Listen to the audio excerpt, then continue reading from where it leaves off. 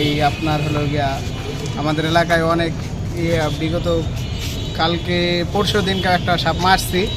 কারণ ছোটো বাচ্চাটা এটা আপনার হলো গিয়া আমাদের এলাকার হলো গণ্যমান্য ব্যক্তিরা তারা ধরতে বলছে জুয়েল ভাই, তার কথার উপর ভিত্তি করে আমরা এটাতে ধরছি। ধইরা ক্লাবে নিয়ে আসছি।